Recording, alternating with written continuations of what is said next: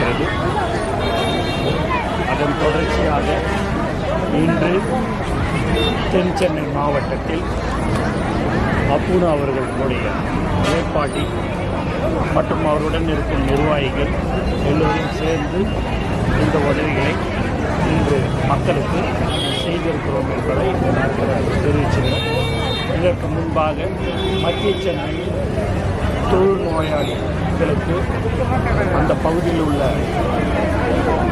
மக்களுக்கு சுமார் ஒரு 1000 பேருக்கு சிக்கன் பிரியாணி மற்றும் நலத்திட்ட உதவிகளை வழங்கினோம் என்பதை இந்த நேரத்தில் நான் தெரிவிக்கிறேன். வெள்ள பாதிப்பு நடந்த இடங்களை போய் பார்த்துருக்கீங்க, பார்வையிட்டீங்களா? அரசோட செயல்பாடுகள் எப்படி இருக்குன்னு நினைக்கிறீங்க? நான்